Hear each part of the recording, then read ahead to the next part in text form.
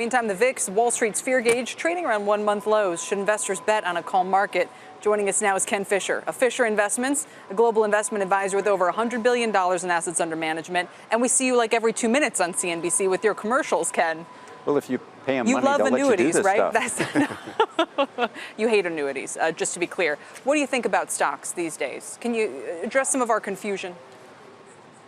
It's a bull market. Bull markets don't die of senescence, old age. They die of something big, bad happening that hadn't been pre-priced. Right now, I don't see that, so I expect the bull market to keep rumbling along. But you're not supposed to see something big, bad happening, right? You're not supposed to, but you look for it all the time. And so far, the world's basically pretty good. Now, that's a little bit scary by itself, but when I look at the world now, you actually see most forms of professional advisors that are on the pessimistic side. You see investors that have run for the hills through the correction. The part that's a little bit scary is that it's taking a while to get back to new highs. And normally you'd expect more of a V-shaped pattern with a real fast bounce back. But from the beginning of this correction, we've, as a society, kept looking for reasons and looking for reasons. And you're talking about since the late January highs, exactly. Right? Yeah. And none of the reasons stick. Yeah. What we really need is a big, bad, scary thing that everybody buys into that then doesn't really take the world down and gets the fear over with. So what is the main message of the fact that we've had this correction, that it has, as you say, kind of persisted with a lot of different storylines running through it? Is it just that, guess what, we needed a correction? I mean, is it as simple as that? I think pretty much. From the beginning of 2016, we had pretty much of a straight run-up for almost 2 years. And it started to kind of take off in January, too. We kept celebrating each 1,000-point mark we went through, and it was really starting to look parabolic. So at a certain point in time, it's probably fine. Think how many times in this long bull market we've had these periods where the market just didn't want to do it.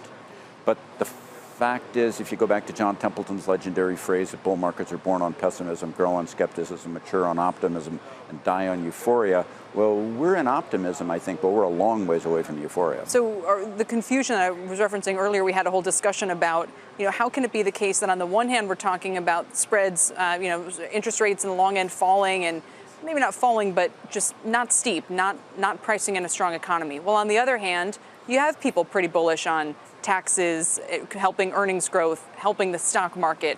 Can you square all that for us? Yeah, long rates shouldn't actually go up much unless you've got a big pickup in inflation. The long bond should be a real rate plus an inflation premium, and unless you're going to get a pickup in inflation, there's no real basis.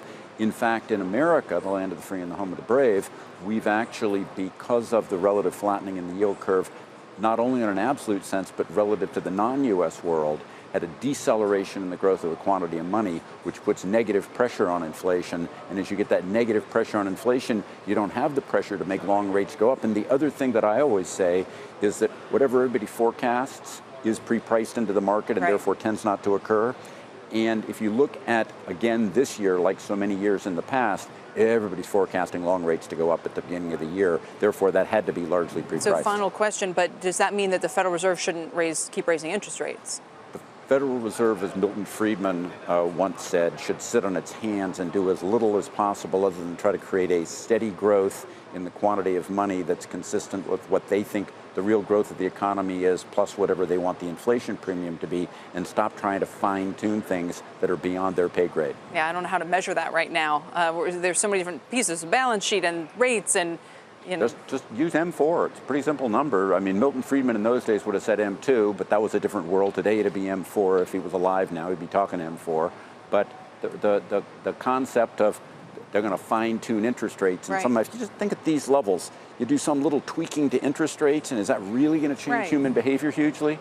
If you've got a project on the corporate side and some little tweaking of the interest rate is going to make it go or not go, it was a pretty lousy project in the first place. Well, we've been stuck in that kind of world for a while.